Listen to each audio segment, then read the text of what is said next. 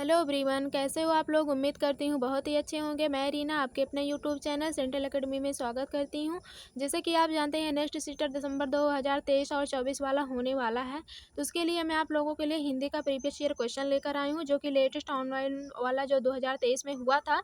Date 6 तारीख का है। ओके, तो चलिए देख लेते हैं 6 तारीख में कौन से कैसे किस टाइप के क्वेश्चन आए हुए थे। तो मैं कंटेंट वाला क्वेश्चन लेकर आई हूँ, पर वो क्या कहते हैं उसका पैसेज वाला नहीं लेकर आई हूँ। तो 15 क्वेश्चंस हैं, तो चलिए देख लेते हैं किस टाइप के क्वेश्चन आते हैं। आप लोग अगर प्रीवियस ईयर का क्वेश्चन करेंगे, देखेंगे और उसे समझने की कोशिश करेंगे तो आप लोग ज़रूर कर लेंगे, ठीक है। अगर आप लोग एकदम नए हैं, सीटेट के बारे में अभी बिल्कुल बिगनर हैं, तो आप लोगों को मदद मिलेगी। ओके, चलिए देखते हैं आज का क्वेश्चन किस टाइप के हैं।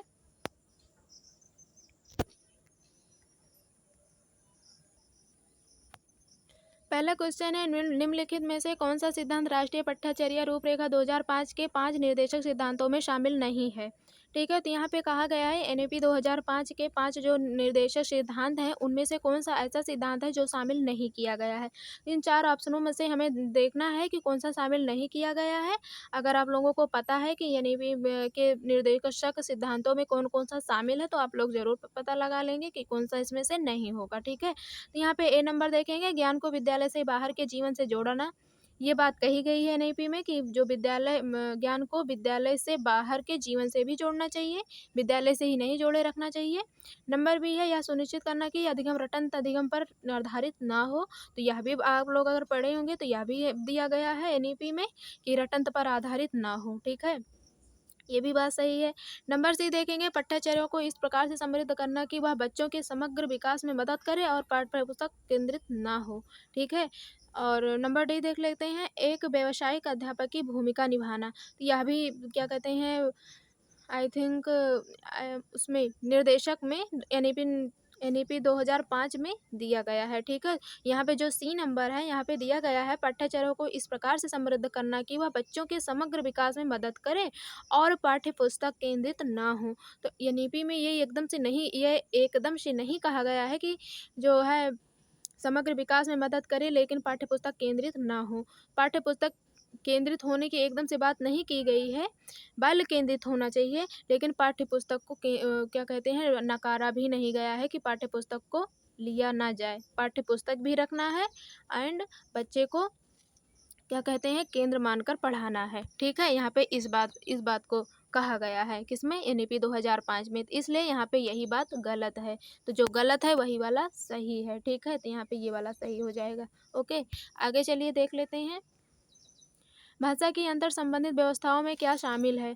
भाषा की अंतर संबंधित व्यवस्थाओं में क्या शामिल है। ए नंबर होगा ध्वनि विज्ञान और वाक्य विज्ञान, बी नंबर है ध्वनि विज्ञान और अर्थ विज्ञान, सी नंबर है ध्वनि विज्ञान आकृति विज्ञान, वाक्य विन्यास और अर्थ विज्ञान, नंबर डी है वाक्य विज्ञान आकृति विज्ञान और अर्थ विज्ञान। तो यहाँ पे है कि किस भाषा को अंतर संबंधित व्यवस्थाओं में कैसे शामिल करें। तो सबसे पहले आप लोग जानते होंगे, सबसे पहले ध्वनि होगा, वर्ड होगा, वर्ड से वाक्य बनेगा, वाक्य से फिर अर्थ निकालेंगे, जो भी आगे जितना प्रोसेस होगा। तो इसमें से कौन सी व्यवस्था में है, पर सबसे पहले आप ध्वनि निकालेंगे फिर तुरंत उसका अर्थ पता चल जाएगा। नहीं, ऐसी बात नहीं है। आप ध्वनि निकालेंगे तुरंत उसके बाद आकृति विज्ञान और वाक्य विन्यास उसके बाद अर्थ निकालेंगे, नहीं। तो यहाँ पे ये बातें गलत हैं। यहाँ पे भी अर्थ बाद में किया गया, आकृति विज्ञान और वाक्य विन्यास पहले ही है। तो सबसे पहले यहाँ पे ध्वनि होगा। इस बात क्या कहते हैं, तो आई थिंक ये वाला भी गलत हो जाएगा। तो ऊपर वाला जो है सबसे पहले ध्वनि रहेगा, ध्वनि से वर्ड होगा, वर्ड से वाक्य बनता है। ठीक है, तो इसलिए यहाँ पे कौन सा वाला व्यवस्था में सही है, तो यहाँ पे ए नंबर वाला व्यवस्था में सही है। ठीक है, तो यहाँ पे इसलिए ए वाला नंबर सही हो जाएगा। ठीक है,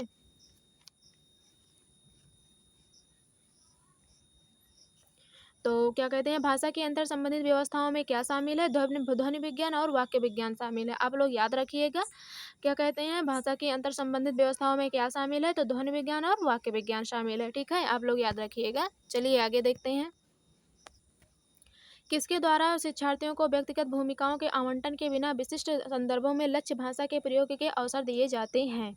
मतलब इसमें क्वेश्चन में कहा गया है शिक्षार्थियों को व्यक्तिगत भूमिकाओं के आवंटन के बिना, मतलब व्यक्तिगत भूमिकाओं के बिना ही अपने लक्ष्य भाषा को प्रयोग करने के अवसर दिए जाते हैं।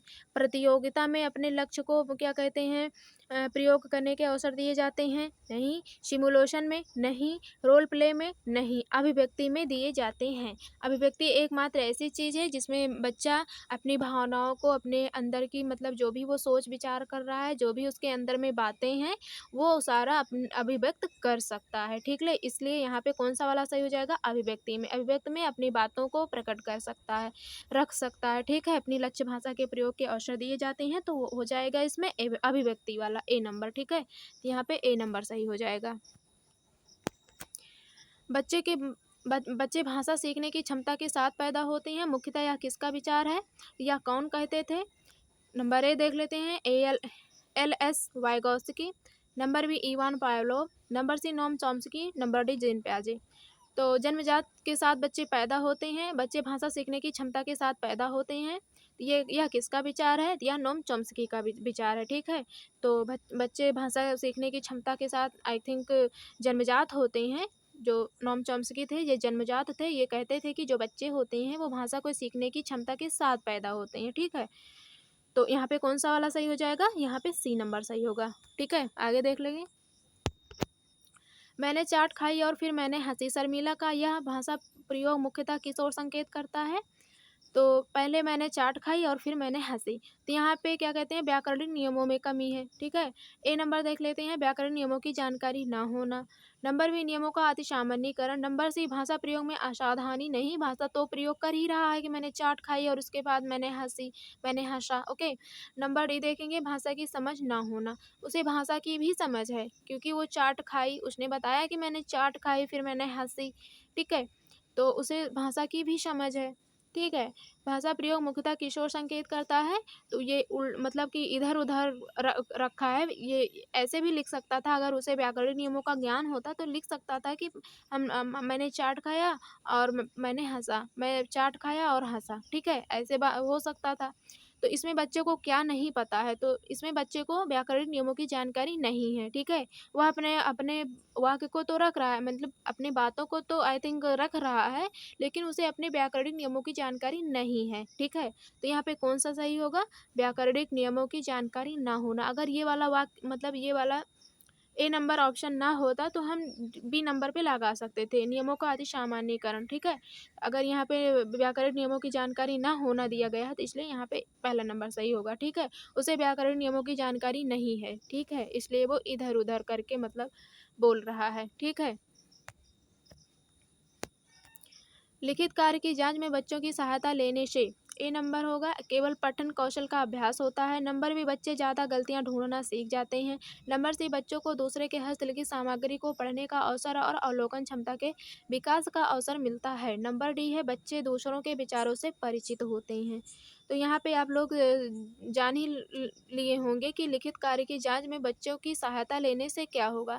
अगर हम किसी लिखित कार्य को जांच रहे हैं, उसमें हम बच्चों की हेल्प ले लेंगे, तो उसमें बच्चे जो होंगे वो बच्चों को दूसरे के हस्तलिखित, दूसरों की लिखावट को वो देखेंगे, ऑब्जर्व करेंगे, आई थिंक अवलोकन करेंगे, एंड और उसे सामग्री को पढ़ने का भी उन्हें अवसर मिलेगा। और जब वो पढ़ेंगे तो उनके दिमाग पे तो थोड़ा ना थोड़ा क्या कहते हैं असर होगा ही, उनके दिमाग का भी विकास होगा थोड़ा बहुत, तो उन्हें अवलोकन क्षमता का भी विकास होगा और मतलब बच्चों को दूसरे की लिखित सामग्री को पढ़ने का भी अवसर मिलेगा। ठीक है, तो इसमें सबसे ज़्यादा अप्रोप्रिएट ऑप्शन कौन सा है? तो यहाँ पे सी नंबर हो जाएगा। ठीक है, तो यहाँ पे कौन सा होगा? C number. आगे देखें, लोकगीतों को भाषा की कक्षाओं में स्थान दिया जाना चाहिए क्योंकि ए नंबर है, लोकगीतों को बढ़ावा देना भाषा शिक्षण का मुख्य उद्देश्य है। हम इसलिए लोकगीतों को क्या कहते हैं कक्षाओं में स्थान देते हैं क्योंकि लोकगीतों को बढ़ावा देना यही एक मुख्य उद्देश्य है? नहीं, यही एक मुख्य उद्देश्य नहीं है। ठीक है, नंबर बी देखेंगे, लोकगीत गाए जा सकते हैं। नहीं, ये भी कोई बात नहीं है। नंबर सी देखते हैं, केवल लोकगीतों के माध्यम से पारंपरिक मूल्यों की शिक्षा दी जा सकती है। नहीं, केवल लोकगीतों के माध्यम से ही पारंपरिक मूल्यों की शिक्षा नहीं दी जा सकती है। अगर हम मान लें कि थोड़ी देर के लिए हम लोकगीतों के माध्यम से पारंपरिक मूल्यों की शिक्षा दे भी दें, लेकिन कुछ बच्चे ऐसे होंगे उन्हें एक ही मेथड के द्वारा नहीं आएगा। ठीक है, लोकगीतों के माध्यम से ही नहीं समझ में आएगा। कुछ बच्चे होंगे उन्हें रोल प्ले करना पड़ेगा, आई थिंक कुछ ना कुछ और मेथड अपनाना पड़ेगा, ठीक है। तो इसलिए ये भी वाला नहीं सही होगा। नंबर डी देखते हैं, इससे इससे बच्चे संस्कृतगत विशेषताओं से परिचित होते हैं। हाँ, तो ये बात सही है। जब क्या कहते हैं, लोकगीतों को भाषाओं की कक्षाओं में स्थान दिया जाता है, दिया जाना चाहिए, क्योंकि इससे जो बच्चे होंगे उन्हें संस्कृतगत विशेषताओं से परिचित होंगे, ठीक है। अलग अलग विशेष मतलब अलग अलग संस्कृति को अगर क्लास में प्रस्तुत किया जाएगा, कोई सिख धर्म का आई थिंक फेस्टिवल्स प्रस्तुत किया जाए रोल प्ले के द्वारा, या हिंदू का, मतलब चाहे जिस धर्म का या संस्कृति का जो भी फेस्टिवल पड़े उसको क्लास में प्रस्तुत कराया जाए। और क्या कहते हैं, और उन लोकगीतों को कक्षाओं में मतलब बच्चों से क्या कहते हैं गायन करने के लिए कहें, तो इससे बच्चे जो होंगे वो संस्कृत से सभी मतलब आई थिंक जितनी भी संस्कृतियाँ हैं, जो भी बच्चे में आई थिंक जो क्लास में प्रस्तुत करवाया जाएगा उससे बच्चे परिचित होंगे, ठीक है। और उनके विशेषताओं को भी समझेंगे, टीचर रहेंगे उनकी विशेषताओं को समझाएंगे, ये फेस्टिवल क्यों आया, कैसे आया, मतलब हर धर्म के, तो उन्हें हर धर्म का नॉलेज होगा और संस्कृत से परिचित होंगे। तो यहाँ पे कौन सा सही होगा, तो यहाँ पे डी नंबर सही हो जाएगा। सबसे अच्छा आंसर यहाँ पे डी नंबर होगा, ठीक है। जब लोकगीतों को हम कक्षाओं में स्थान देंगे तो लोकगीतों के माध्यम से जो बच्चे रहेंगे वो संस्कृतगत विशेषताओं से परिचित होंगे, ठीक है। सभी संस्कृतियों से परिचित होंगे जो भी आगे। ओके, आगे देखते हैं।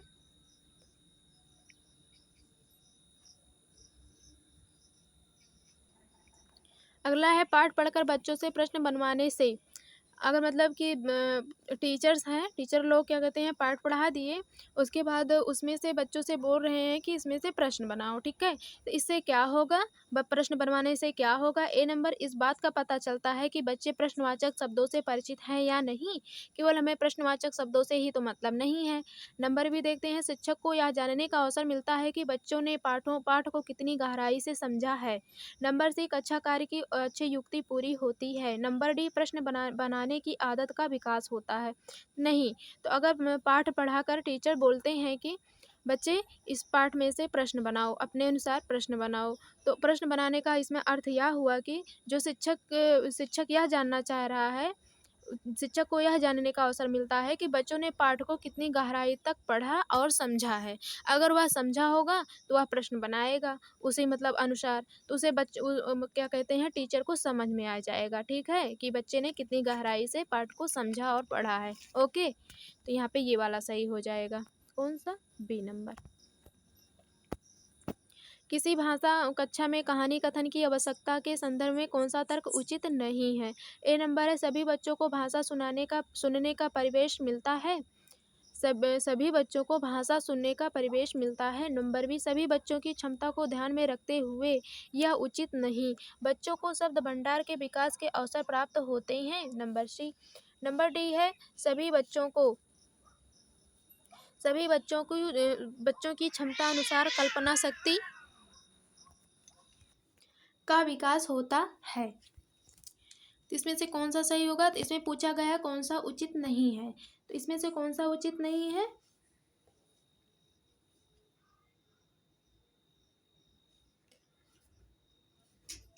सभी बच्चों को भाषा सुनने का अवसर मिलता है, ये बात सही है। बच्चों को तो भाषा सुनने का अवसर मिलता ही है अपने परिवार से, अपने समाज से, मतलब आस पड़ोस से। ओके, नंबर बी है, सभी बच्चों की क्षमता को ध्यान में रखते हुए यह उचित नहीं है। नंबर सी है, बच्चों को शब्द भंडार के विकास के अवसर प्राप्त होते हैं। नंबर डी है, सभी बच्चों की क्षमता अनुसार कल्पना शक्ति का विकास होता है। तो इसमें से उचित नहीं है, इसमें से डी नंबर होगा, क्योंकि बच्चों की क्षमता अनुसार ही कल्पना शक्ति का विकास नहीं होता। बच्चे जो होते हैं एक दो साल के ही होते हैं, तभी से वो सोचना, कल्पना शक्ति, कल्पनात्मक गेम खेलते हैं, तो उनमें तो कल्पना शक्ति का विकास हुआ ही रहता है, तो कोई एज की बात नहीं होती है। तो यहाँ पे इसलिए कौन सा गलत होगा, यहाँ पे डी नंबर वाला गलत हो जाएगा, तो यही गलत वाला सही रहेगा। एल.एस. वाइगोत्स्की के अनुसार भाषा चिंतन को निर्धारित करती है। बी नंबर, चिंतन भाषा को निर्धारित करती है। सी नंबर भाषा एवं चिंतन एक दूसरे से स्वतंत्र रूप से विकसित होते हैं। नंबर डी है भाषा एक अर्जित योग्यता है। एल.एस. वाइगोत्स्की क्या कहते थे? वे कहते थे कि भाषा एवं चिंतन एक दूसरे से स्वतंत्र रूप से विकसित होते हैं। ओके, तो यहाँ पे कौन सा सही होगा? C number. भाषा शिक्षण के संदर्भ में कौन सा कथन सही नहीं है? भाषा शिक्षण के संदर्भ में कौन सा कथन सही नहीं है? ए नंबर है भाषा अर्जन और भाषा अधिगम में अंतर होता है। बी नंबर भाषा शिक्षण में केवल भाषाई शुद्धता पर ही अधिक बल रहता है। नंबर सी है भाषा सीखने में अन्य विषयों को अध्ययन अध्यापन सहायक होता है। नंबर डी है समृद्ध भाषा परिवेश भाषा अर्जित करने में सहायक होता है। यहाँ पे कौन सा सही नहीं है पूछा है, कौन सा कथन सही नहीं है, तो यहाँ पे कौन सा सही नहीं होगा? भाषा अर्जन और अधिगम में अंतर होता है, ये बात तो सही है। भाषा शिक्षण में केवल भाषाई शुद्धता पर ही अधिक बल होता है, नहीं, ये बात तो नहीं है कि केवल भाषाई शुद्धता पर ही बल दिया जाए। व्याकरणिक नियम होते हैं, कई सारी चीज़ें होती हैं, तो ये बात तो गलत है। नंबर सी देखते हैं, भाषा सीखने में अन्य विषयों को अध्ययन अध्यापन में सहायक है और समृद्ध प्रवेश अर्जित करने में सहायक होता है। तो इसमें से कौन सा सही नहीं है? तो इसमें से बी नंबर नहीं सही होगा, क्योंकि इसमें कहा है कि भाषा शिक्षण में केवल भाषाई शुद्धता पर ही अधिक बल रहता है। ठीक है, तो केवल भाषाई शुद्धता पर ही बल नहीं होता है। ठीक है, और मैं एक चीज़ आप लोगों को बता दूँ, जहाँ पर केवल हो गया, ठीक है, एंड इस टाइप के जो भी मतलब होते हैं, अकेला, केवल, जो भी, तो इस टाइप ये जो होते हैं वर्ड, ये नेगेटिव वर्ड होते हैं। अगर जहाँ भी आप लोगों को मिले केवल, अगर नेगेटिव वाला पूछा गया है तो यही वाला सही हो जाएगा। ठीक है, और सही नेगेटिव नहीं पूछा है, मतलब कौन सा गलत है, तो गलत हो जाएगा वहाँ पे। ठीक है, नहीं और हाँ, मतलब यस और नो वाला देख कर आप लोग करिएगा, ये नेगेटिव वर्ड है। ठीक है, आगे देखते हैं। एक बहुसांस्कृतिक पृष्ठभूमि वाली कक्षा में भाषा सीखने के बारे में कौन सा विचार उचित है? नंबर ए है अधिकाधिक पुस्तकों का निर्माण किया जाए। नंबर बी है भाषा सिखाने के लिए व्याकरण नियमों का और अधिकाधिक प्रयोग होना चाहिए। नंबर सी है भाषा परिवेश का निर्माण किया जाए ताकि भाषा अर्जन की सहज स्थिति बन सके। इसमें सबसे विचार अच्छा उचित कौन सा है? नंबर डी, बच्चों में भाषा सीखने की क्षमता बलपूर्वक विकसित करनी होती है। तो यहाँ पे सबसे उचित विचार सी नंबर है, क्योंकि इसमें कहा गया है भाषा परिवेश का निर्माण किया जाए ताकि भाषा अर्जन की सहज स्थिति बन सके। अगर हमारा उस टाइप का परिवेश रहेगा तो भाषा सीखने में, अर्जित करने में हमें कोई मतलब कि सहज स्थिति बन जाएगी, कोई बलपूर्वक या कुछ भी करने की आवश्यकता नहीं पड़ेगी। ठीक है, परिवेश के द्वारा ही सीख लेंगे। ओके, आगे देखते हैं। श्वलीन विकार आर्टिस्टिक डिसऑर्डर में बच्चा क्या करता है? ए नंबर अपने हाथ पैर हिलाने में कठिनाई का अनुभव करता है। नंबर बी है सामाजिक अंतःक्रिया और संप्रेषण में कठिनाई का अनुभव करता है। नंबर सी है अक्सर खाने से मना कर देता है। नंबर डी है अपने ही कार्यों में लीन रहता है। तो यहाँ पे पूछा गया है श्वलीन विकार में क्या करता है बच्चा? तो मैं आपको CDP क्लास में बताई थी। तो इसमें जो बच्चा होता है सामाजिक अंतःक्रिया और संप्रेषण में उसे कठिनाई होती है। ठीक है, तो यहाँ पे कौन सा सही होगा? यहाँ पे बी नंबर वाला सही हो जाएगा। ठीक है, जो श्वलीन वाला विकार से ग्रसित बच्चा होता है तो वो क्या कहते हैं, समाज से इंटरेक्ट करना नहीं चाहता है। ठीक है, समाज से इंटरेक्टिव नहीं रहता है, और क्या कहते हैं जहाँ पर ग्रुप भीड़ भाड़ वाली जगह होती हैं वहाँ पे बैठना उठना बातचीत करना उसे पसंद नहीं होता है। ठीक है, और यह संप्रेषण में वही मतलब हो गया, कम्युनिकेशन में इसे कठिनाई होती है। ओके, आगे देखते हैं। तो यहाँ पे कौन सा सही हो जाएगा? B number. भाषा शिक्षण का संप्रेषण परक उपागम।